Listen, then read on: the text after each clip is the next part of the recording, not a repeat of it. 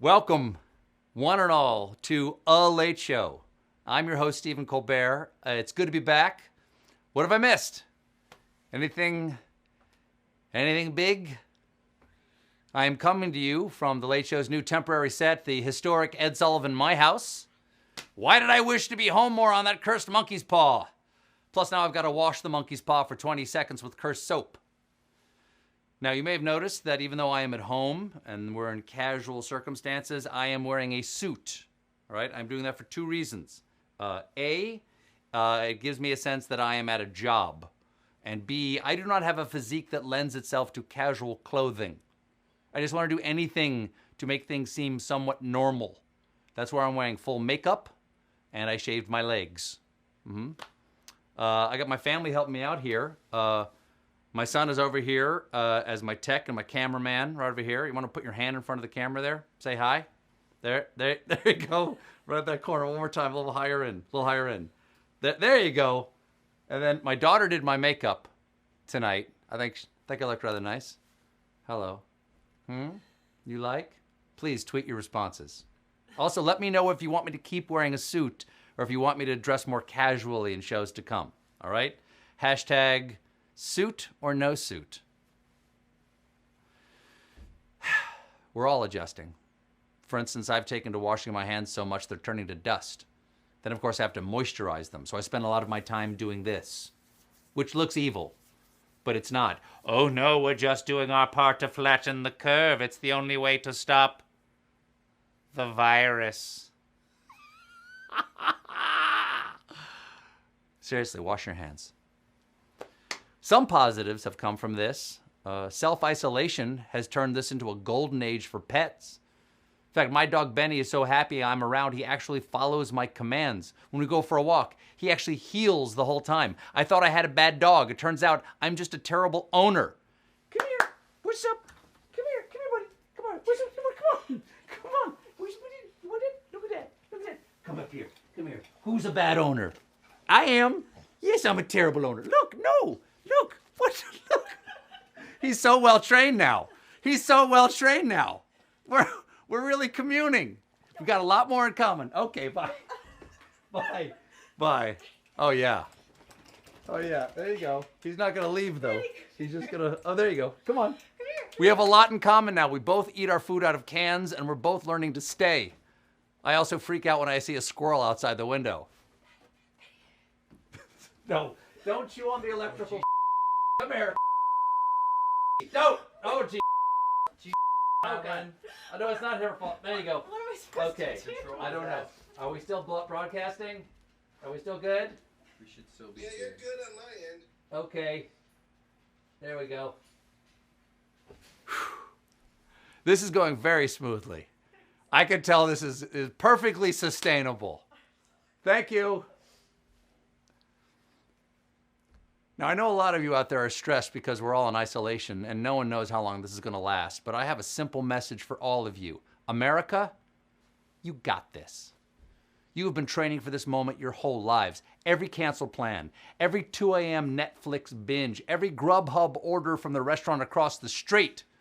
It was for this. We're Americans. There's nothing we do better than not doing things. Yes, we're the country who put a man on the moon. Yes.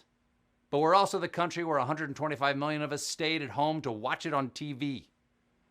Remember, like the old motto says, united we stand, divided. New York's hospitals are already stretched thin, which is why yesterday, and it is shocking to see, the city began setting up a field hospital for coronavirus patients in Central Park. The Central Park Hospital is just like a regular hospital, except after your doctor treats you, you really should put $1 in his guitar case. It's just nice. Of course, this is a tough time for New York's doctors, nurses, and medical technicians, and the maintenance staff. They're working inhuman hours under terrible conditions to save our lives. So every night at 7 p.m., to show their appreciation, New Yorkers have done this.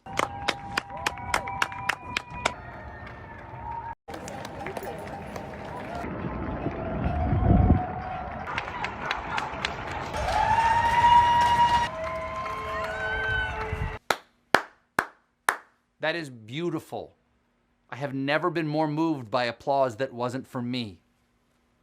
Plus, all over the country, medical schools are graduating their seniors 1 month early so they can join the front lines. And in New York, 76,000 healthcare workers, many of them retired, volunteered to help with the crisis. And these people are older and more at risk.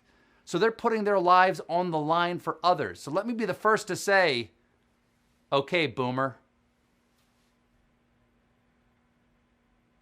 Today, help arrived in the form of the Navy hospital ship, the USNS Comfort, named, of course, for Civil War General Ezekiel T. Comfort.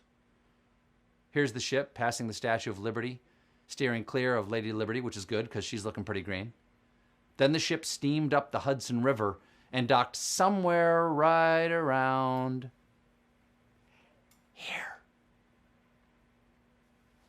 This is an incredibly moving sight, one that none of us ever thought we'd see.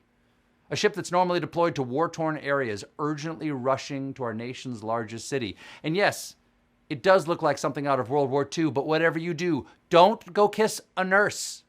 They're really busy and they have to stay sterile. Now, the Comfort's arrival is great news for New York City, and also for me, because it's finally giving me the opportunity to pitch my sexy maritime hospital drama, Captain Doctor, MD. Hello, I'm Captain Dr. MD. I'm here to fix your heart with my surgeon hands, and then break it with my dark, smoldering eyes. Come aboard my hospital boat to meet my sexy team of interns/sailors/lovers, because on my ship, we put the hoe in land ho. Remember, if this hospital's a rockin', that's because it's a boat. Now, welcome aboard me, Captain Dr. MD. You're my first mate, but you won't be my last. CBS All Access? You get first dibs, but move on it, because I hear Queeby wants 7 seconds of it. Now, since the Big Apple is the current epicenter of the COVID-19 outbreak, residents of other states are rallying together to support New Yorkers. And by rallying, I mean running them out of town. Florida Governor Ron DeSantis expanded his travel restrictions from hot zones in New York and Louisiana, saying there will be checkpoints for those who try to drive into the state. However, these are Florida checkpoints, so if you're a shirtless felon with a trunk full of pythons and meth, welcome home. A little farther north in Maine, armed vigilantes chopped down a tree to block a driveway and force their neighbor to self-quarantine. Lumberjack vigilantes. The only way this could be more Maine is if they dressed up as a lobster and chopped down the tree with a moose antler. Or dressed up as a moose and chopped down the tree with a lobster. Dealer's choice.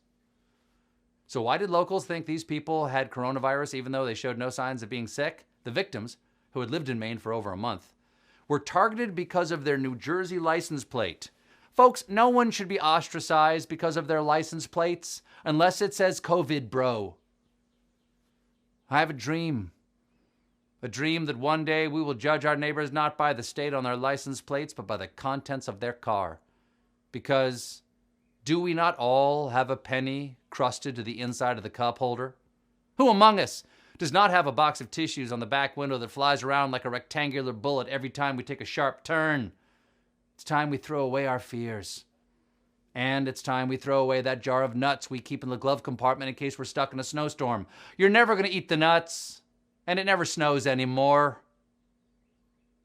Now, every American is grateful for all of our heroic medical workers, and we want to make sure they get all the supplies they need. All of us want that. Well, except for this one guy. It's a New York hospital, it's packed all the time.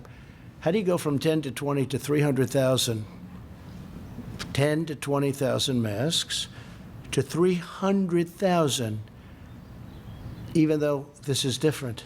Something's going on, and you ought to look into it as reporters. Where are the masks going? Are they going out the back door? Really? Accusing medical workers of stealing masks. That's like frisking Mother Teresa on the way out of the orphanage. Check her pockets, check her pockets. She could be smuggling out some gruel. This is how short Mother Teresa is. I'm having to lean down just to get to her pockets. Trump is very suspicious of these workers. I think people should check that because there's something going on. Well, it's not. I don't think it's hoarding. I think it's maybe worse than hoarding. What is worse than hoarding? Does he think they're holding underground, eyes wide shut medical supply orgies where the masks wear masks? And why haven't I been invited? But in the midst of this pandemic, Trump remains focused on the most important thing, his ratings. Quoting a New York Times story, he tweeted this yesterday. President Trump is a ratings hit.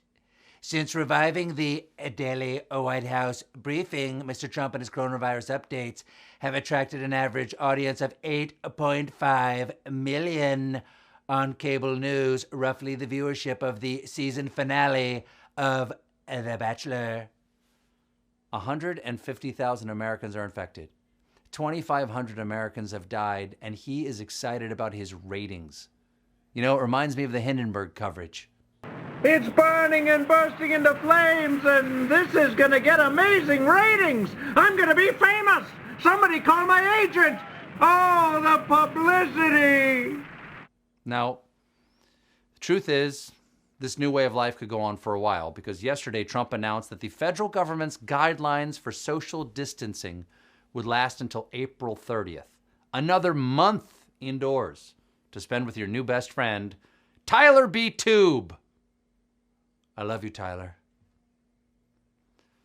April 30th, of course, is moving the goalpost for Trump because he kept saying we'd be done as early as Easter, which everybody knew was never going to happen. And remember, even Jesus said, let the children come to me, but in about 6 to 8 weeks. In fact, I'm just going to stay in the tomb for a few more days. I'm immunocompromised. I'm just getting over a bad case of being dead. I'm paraphrasing, obviously. This pandemic has grown so severe that we're seeing things we never thought we'd see. For instance, Trump learned an actual fact. It's up to 151 countries. Think of it, 151 countries. Somebody said to me today that wasn't in this particular world, they didn't know that we had that many countries. 151 countries, that's something. So, let me get this straight. When he saw how many nations are struggling with this virus, he thought, there sure are a lot of nations. I'm going to say that's the wrong takeaway. It's like seeing your grandma fall down a flight of stairs and saying, wow, I did not know the human body had that many bones. Trump revealed that when this pandemic began, some people advised him not to do any social distancing at all. We had a lot of people who were saying, maybe we shouldn't do anything, just ride it. They say ride it like a cowboy. Just ride it, ride that sucker right through. You heard that right, ride it like a cowboy. Advice that no doubt came from the acting head of the CDC, Lil Dr. Nas X. He is actually the guest star on the season finale of Captain Dr. MD. Folks, we have a show for you tonight. John Oliver is not here, but he is somewhere, and whoever that is, I will be talking to him. So stick around.